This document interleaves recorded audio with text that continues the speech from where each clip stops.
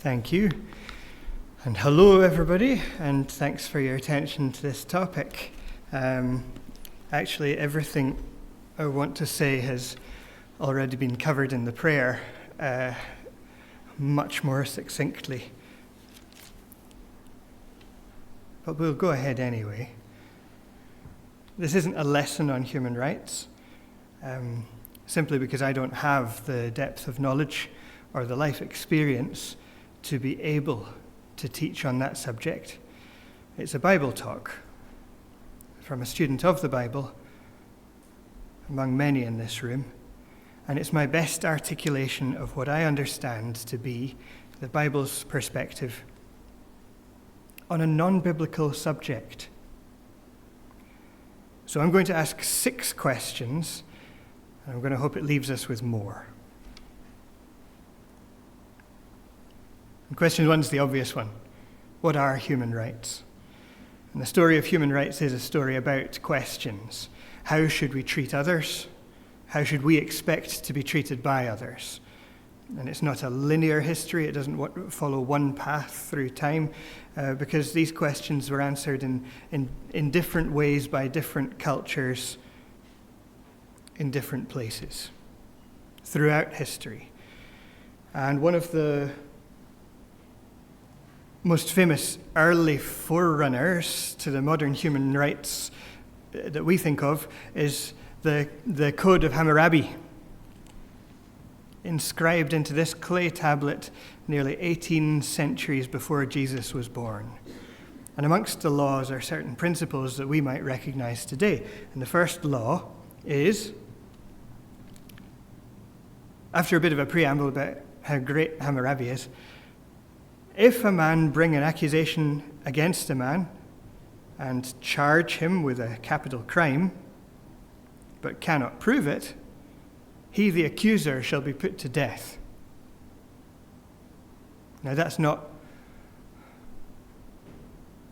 quite presumption of innocence as we'd have it today, but it's getting there, isn't it? Some might read that and say, okay, yes, you are presumed innocent until proven guilty, and you'd better not accuse somebody of doing something terrible, or you'll face the consequences.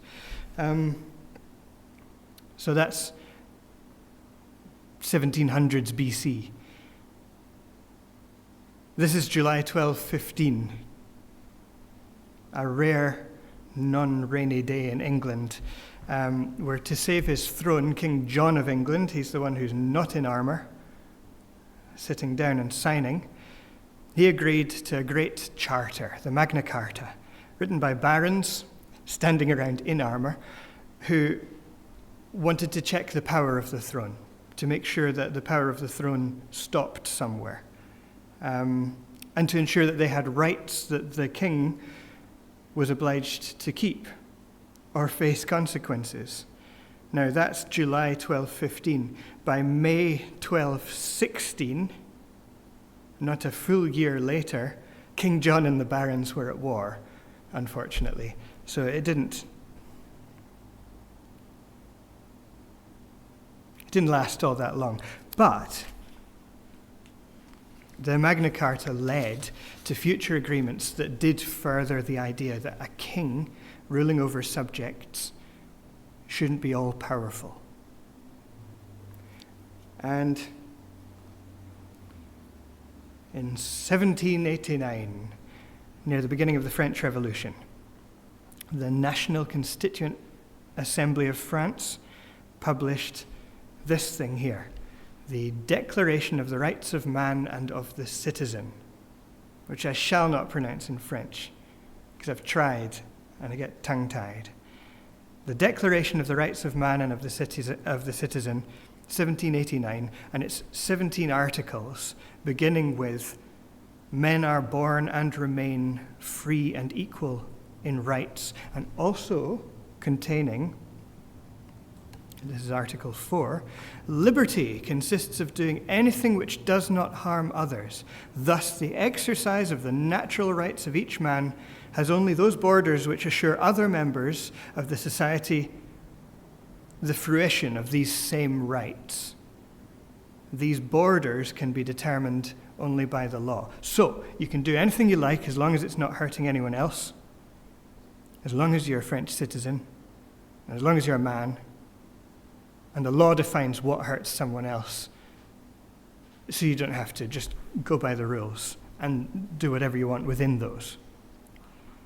And in this contemporary painting of the Declaration, the artists, the presentation of it, I don't know if you can see, is 2 stone tablets. A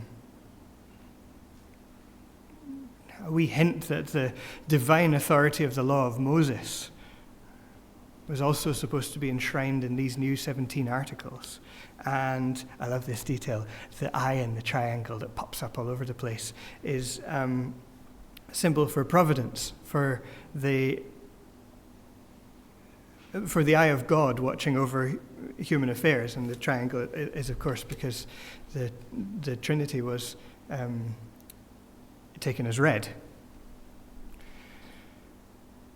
So that's 3 examples of documents important in the history of human rights. And the history of human rights is contained in many documents. But it's not limited to declarations, to charters, to constitutions and laws. It's the history of people deciding how we should treat one another and how we should expect to be treated by others. And within human history, it's a history of hope that we can be better. However ineffectual, like the Magna Carta, however misguided each one of these documents, however out of step with what we might look at today and say, oh, that's a bit, I don't know if I'd say that. All of it is part of a history of hope that we can be better. Now, for this talk, let's limit ourselves to the United Nations Universal Declaration of Human Rights, because this is foundational to the laws of Australia today. So it's relevant. I had to get my 8-year-old to do this for me, and in return, the PowerPoint animations. And in return, I had to tell him what capital punishment was, and that was our tit for tat. So we both got something out of it.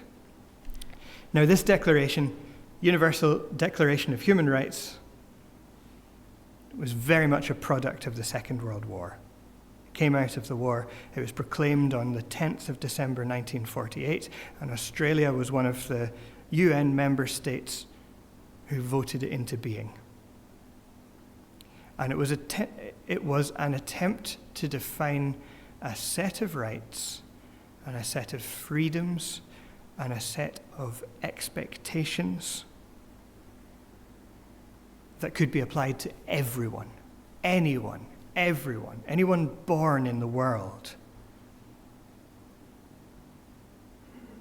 any nationality. A set of principles that was supposed to shape lawmaking all over the world. And it has. It's an immensely influential document.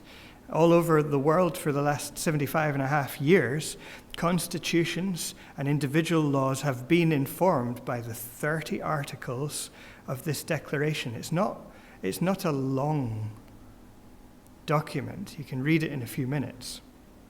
A couple of the articles have, 1, 2, 3 underneath them, but each one's no longer than a sentence or two. And its purpose, so 1948, that's 3 years after the horrors of the Holocaust, its purpose was preventative, to stop people doing terrible things to each other. But it was also optimistic. It was prescriptive as well. This is how things should be. It wanted to establish minimum standards that would ideally be applied in every country. to every person. So, lofty goals.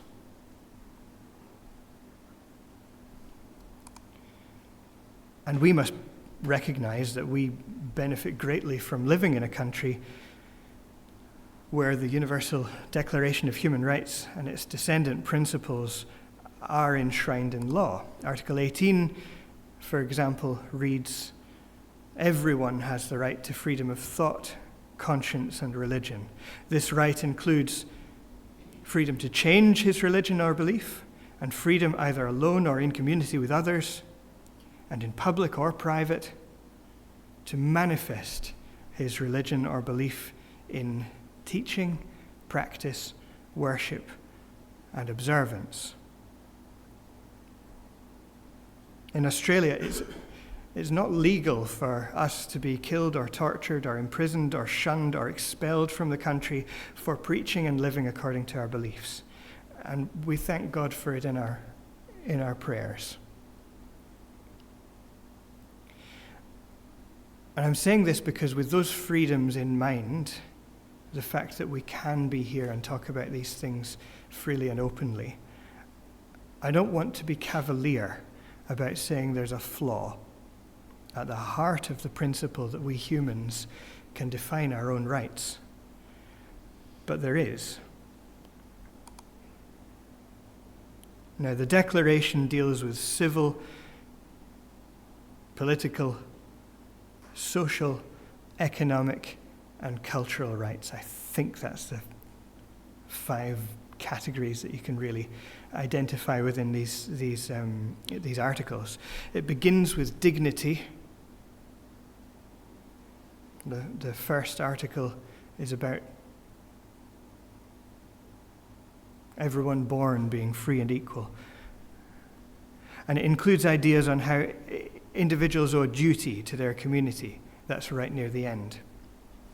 And if we want to discuss how people should be treated without God at the heart of the conversation, if that's the discussion we want to have, well, the idea of a truly universal set of rights for all people, surely that's the best international consensus that humans can possibly produce. Look at it. Everyone is entitled to all the rights and freedoms set forth in this declaration without distinction of any kind, such as race, color, sex, language, religion, political or other opinion, national or social origin, property, birth, or other status.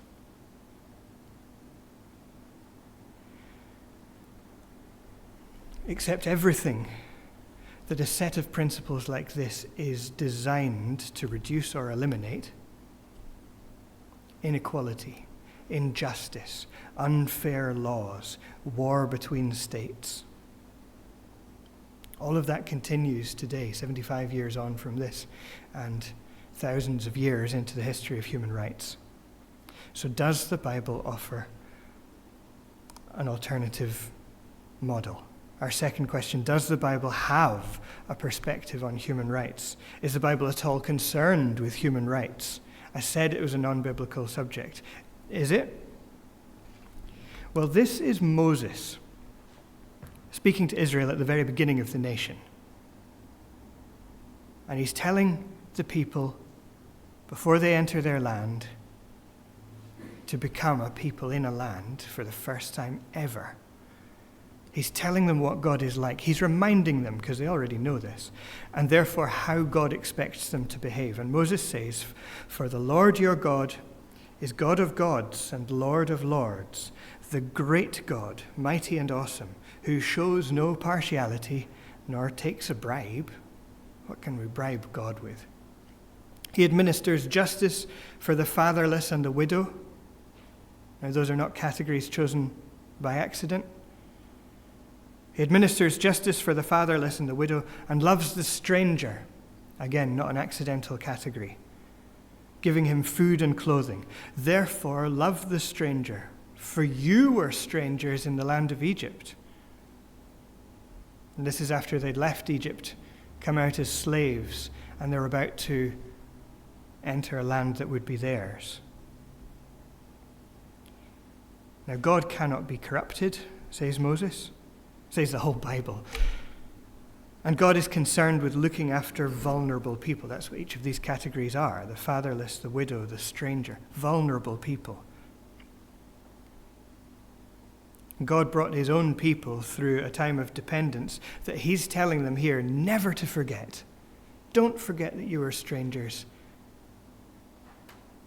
so that they can act appropriately to others who depend on their generosity.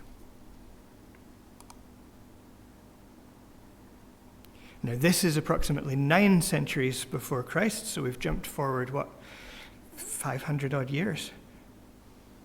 And a king's mother is directing him in how he should rule. And this whole chapter is fantastic. Open your mouth for the mute, she says, for the rights of all who are destitute. Open your mouth. Judge righteously. Defend the rights of the poor and needy. What's she saying?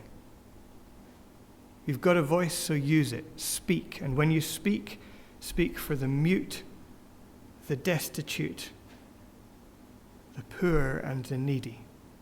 Speak up for people who can't do it themselves. You can do things.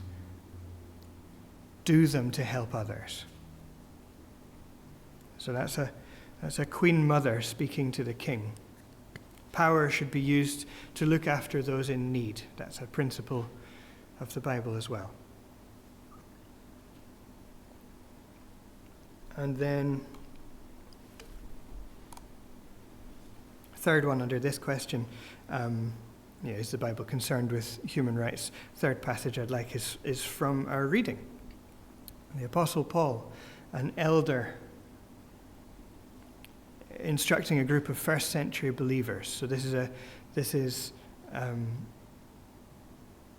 Jesus has been born and taught and died and been raised and ascended to heaven. And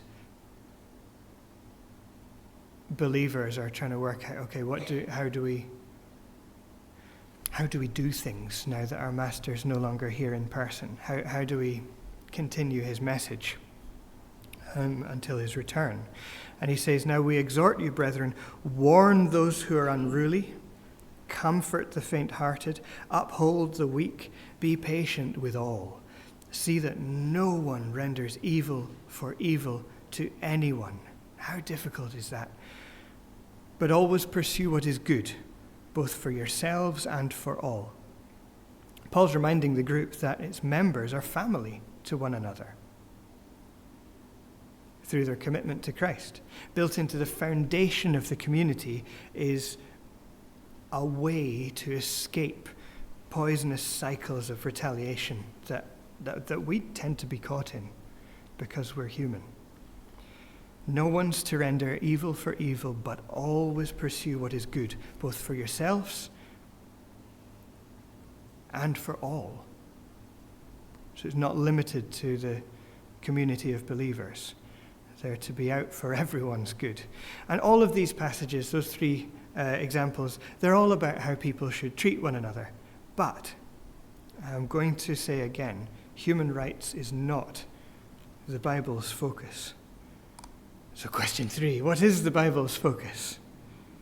Well, I think we caught a glimpse of it in our Deuteronomy reference when Moses was speaking to the people, saying, look, you've got to act to others as God has to you. You've been slaves while you were strangers in Egypt, all right? So when you've got your own land, you've experienced being slaves, should you make others into slaves now because you'll have the stability and the power to do that? No. You should treat the strangers as God has treated you. So that's a principle of the Bible. We are, that was given by Moses to the people of Israel many hundreds of years ago. But I think the principle applies to us. We don't treat other people as other people treat us. We treat other people as God treats us, to the very best of our ability. We break the cycle of evil for evil. So what I think the Bible's focus is, what I think the Bible is concerned with, is demonstrating God's character by flat out saying it and by showing it. And the laws and the instructions in the Old and the New Testaments are all about teaching us to reflect God's character in our own behavior. God embodies truth and justice, mercy and grace, and therefore so should we. And in that same speech of Moses that we've already thought about, the principles of serving God are distilled. And now, Israel, what does the Lord your God require of you? All right, what are you supposed to do? But to fear the Lord your God, to walk in all his ways, and to love him. To serve the Lord your God with all your heart and with all your soul, and to keep the commandments of the Lord and his statutes, which I command you today for your good. And if we skip over several hundred years of Israel's history, over times of anarchy and subjugation, and over a kingdom that began poorly, you've spoken about that this morning, haven't you, Dan? King Solomon. Well, in this room that's been discussed this morning. A kingdom that began poorly and sputtered into this wonderful, fitful glory, and then split in two and fell into centuries of moral decline, and then, well, after this was scattered and brought back and scattered again. And we're returning to the same idea just before the first scattering happens. And the prophet Micah says, I love the way this is constructed here. The prophet Micah says, right, okay, let's nail this down. It's a long time since Deuteronomy. It's a long time since we entered the land. Things are not looking good for our kingdom. Okay, with what shall I come before the Lord? We're obviously not pleasing God. That's what the rest of the prophecy is about. The people are not pleasing God. Micah is warning them about this. With what shall I come before the Lord and bow myself before the high God? Shall I come before him with burnt offerings, with calves a year old? Any nation on earth, especially any nation of the time, what do the gods require? Sacrifice. Yeah, okay, you do the right sort of sacrifice, then you're all right with them. Is that what the true God requires? And then he takes it up a notch. Will the Lord be pleased with thousands of rams? Is that what it's going to take to put us right with God? 10,000 rivers of oil. Just say it. I'll get the 10,000 rivers. We'll offer them to God. Is that what it's going to take? Shall I give, he pushes it even further. Shall I give my firstborn for my transgression? The fruit of my body for the sin of my soul?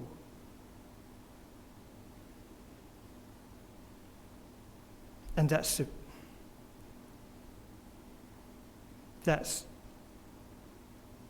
hyperbolic to the point of humor, but it's also this tragic little echo that that's actually what God ended up doing for us, giving his firstborn son for the sin of our soul. So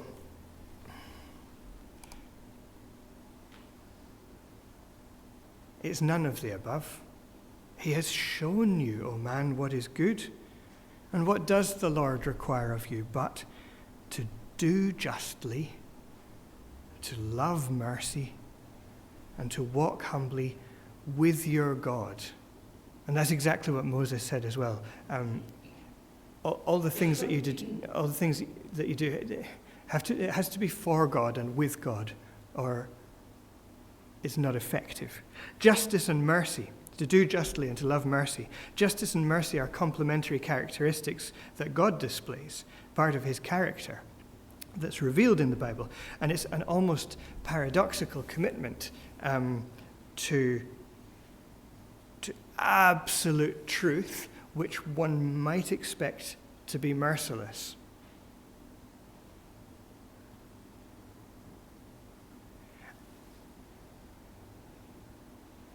So that on one side, the justice, the absolute truth, and on the other, the mercy, the pathway to forgiveness for everyone who fails, because of course that's all of us.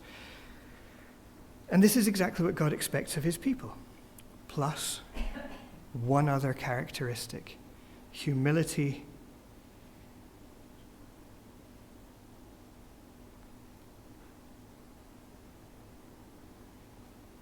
In a particular context, to walk humbly with your God. So you've got to be going in a particular direction, you've got to be with God, and you've got to be humble about it. And if we embody these three traits, says God, we shall please him far more than we ever could with splashy sacrifices. Thinking of the 10,000 rivers of oil. Splashy sacrifices and elaborate worship. And how people behave to each other is a byproduct. It's a byproduct, that's the point, of how we reflect God's character. It's a natural result of what we're commanded to do to worship God. So the important thing is worshiping God, and everything that goes with it about how we treat each other is just part and parcel of something greater. Now, Jesus teaches exactly the same principle when a clever lawyer asks him to sum up the whole law of Moses. Oh, the legal framework of the Jewish nation. What's the best bit? What's the best bit in one statement? To test him. And Jesus says, you shall love the Lord your God with all your heart, with all your soul, and with all your mind.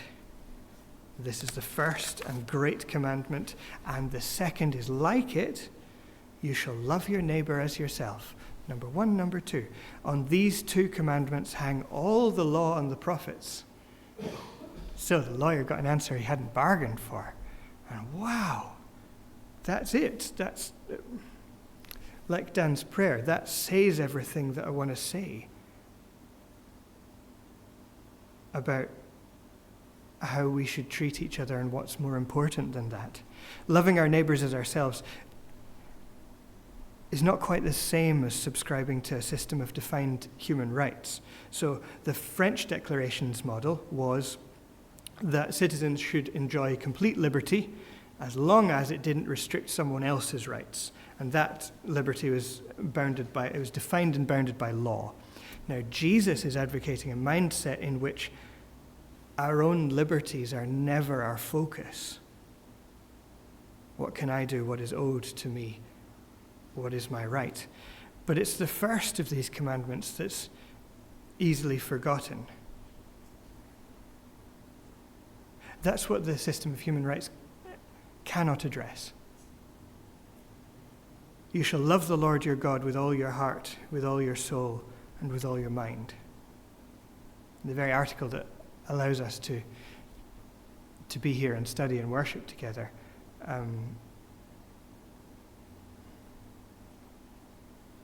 means that not everybody is obliged to worship the same God, which is a problem if there's one true God.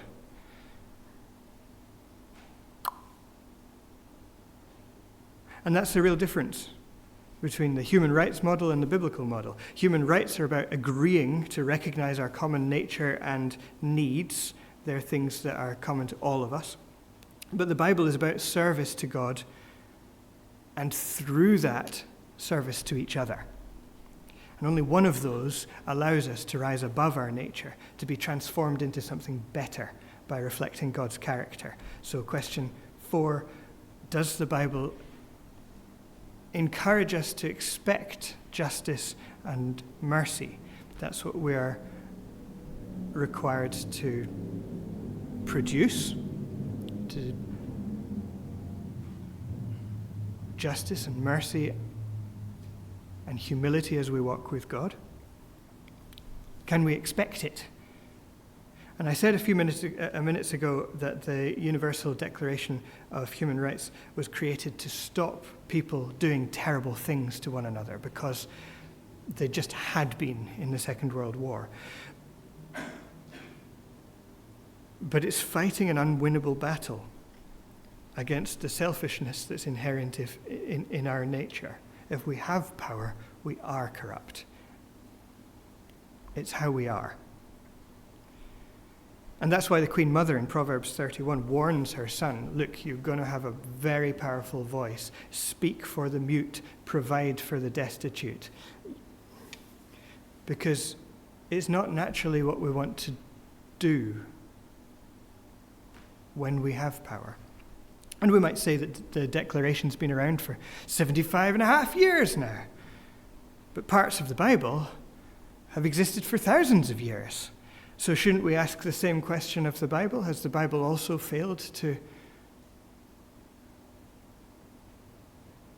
stop human nature from being human nature?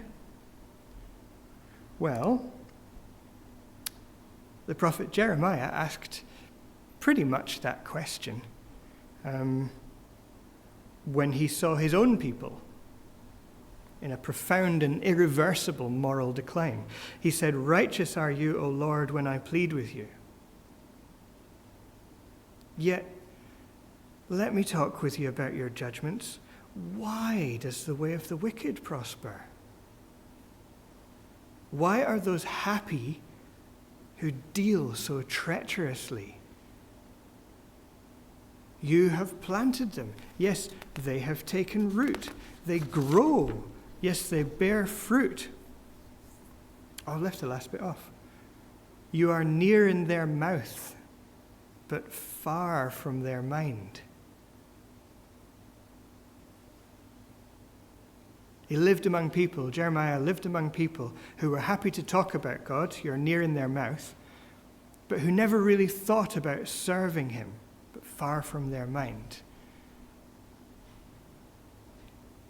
When this may be unkind, but when politicians around the world offer one another thoughts and prayers, how much of that involves speaking to God?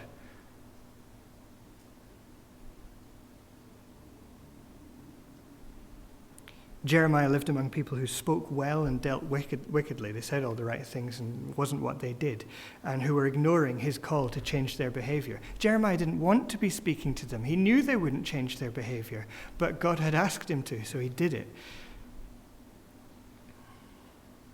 The message he had to give was like a fire in his bones that he couldn't do anything but speak for God. He wasn't getting anything out of it on the comfort side of things, was Jeremiah. And the people weren't looking after one another. And they were ignoring God. But they were living happy and prosperous lives. And Jeremiah is saying, why? And his own journey involved a lot of pain and even more sacrifice. And he couldn't help noticing this. Hang on, all these people who are doing the wrong thing,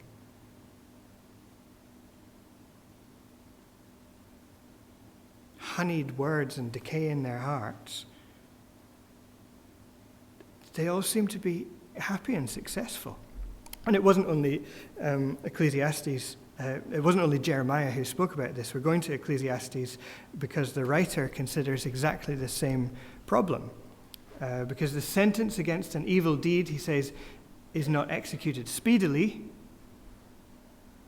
All right, because as soon as you do something bad, you don't get a divine slap on the wrist. Because the sentence against an evil deed is not executed speedily, the heart of the children of man is fully set to do evil. All right, you get away with something, you do more of it.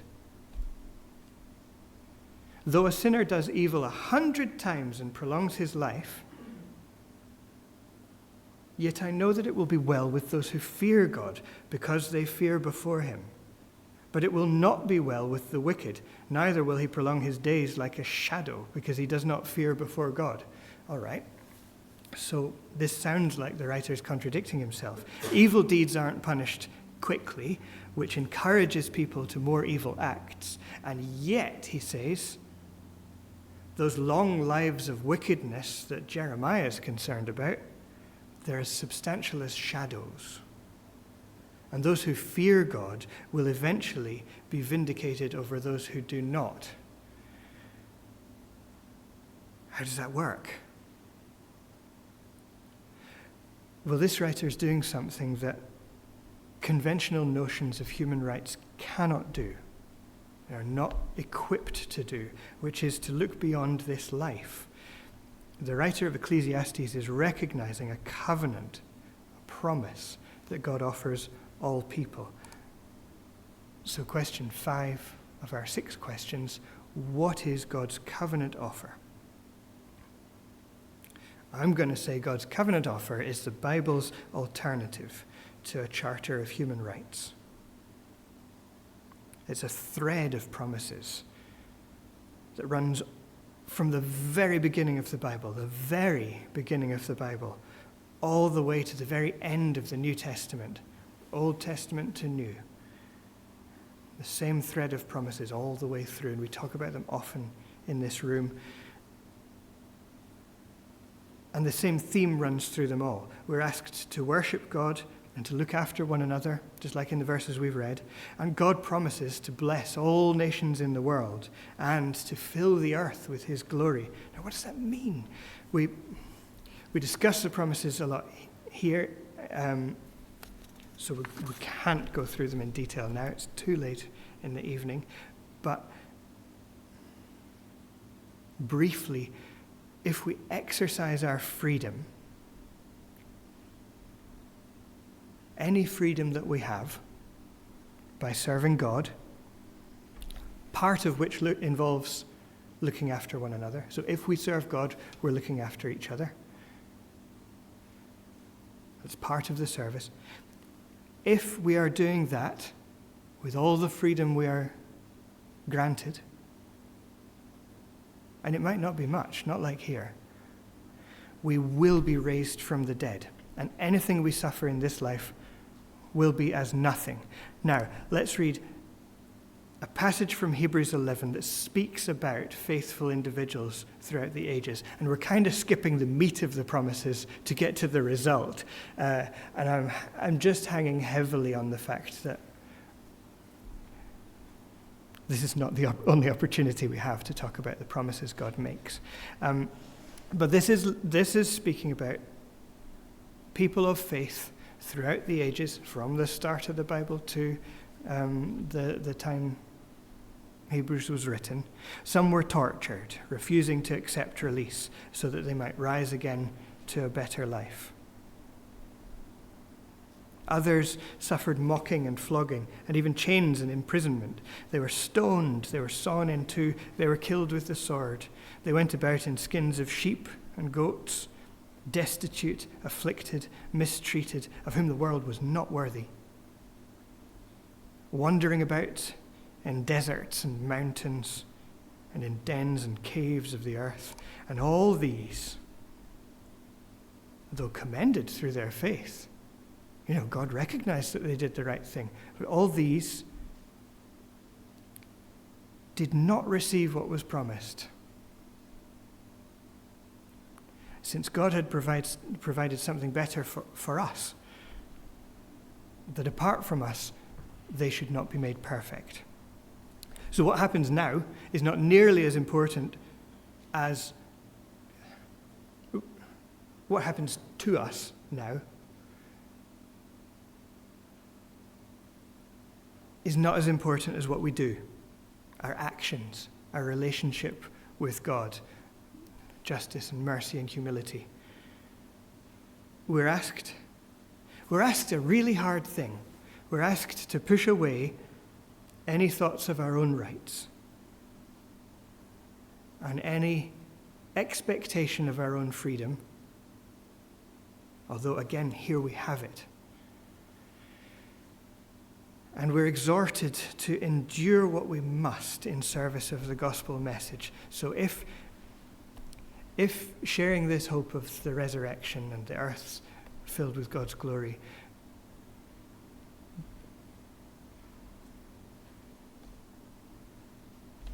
if to share that message we must suffer, then God asks us to suffer. And the more we're given, the more freedoms we have, I think the more we're expected to use that for God. So let's sum it up with our final question: how should we live now? So we've got the whole history of human rights and all the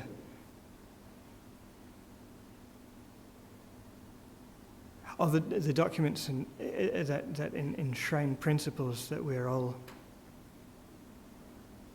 people who should treat each other as well as we can.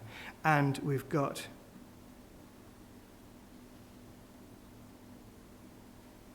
what God offers. Now, God absolutely doesn't guarantee that we will receive what he desires us to provide to others. Okay? So he asks us to act in a certain way, to be a certain way to other people. He does not guarantee that we will receive this in return. He tells us to form supportive communities. That's why we had the Thessalonians reading, because that's just a beautiful thing. God hath not appointed us to wrath, but to obtain salvation by our Lord Jesus Christ, who died for us, that whether we wake or sleep, whether we're alive or dead, we should live together with him. There is something beyond what we see and feel now. God tells us to help one another practically as much as we can, and to enrich one another spiritually, to speak so honestly that we never need to make promises, because our yes means yes, and our no means no. God tells us to respond to violence with peace. That's really difficult. And to hate with compassion. And that's really difficult. And to be baptized into the name of his Son. And to do justly, and to love mercy, and to walk humbly with him. And sometimes God calls us to suffer in his name rather than betraying these principles. In short, God commands us to reflect his glory by being living expressions of his character. And as we do our best to live in that way, every one of our human rights might be infringed. Every single article on the United Nations list of 30, or in any human rights documents articles. We might lose everything. We might suffer tremendous pain and humiliation and eventually death. That list of people in Hebrews 11 truly did. Jesus did. I thought of as an exercise for this, going through every article on the declarations list and saying, okay, did Jesus get that? Did Jesus get that? Did Jesus get that? And I was expecting a lot of no's, but we lack the time, and I think we're familiar with the idea of a suffering Savior. And even if we lose everything, and even if we suffer unimaginably, what God offers us is still better. It's still worth it. We have to believe that our Creator knows that. And we have to believe him when he says that. God raised Jesus from the dead, and he promises this world full of his glory. For the earth will be filled with the knowledge of the glory of the Lord as the waters cover the sea. That's the promise. And when that promise is finally fulfilled, there will be no more death or ignorance or pain or tears or any kind of suffering that I haven't thought of and written down here. The injustices that charters of human rights can never fix will be wiped away along with the tears of those who have suffered. Thank you again for your attention.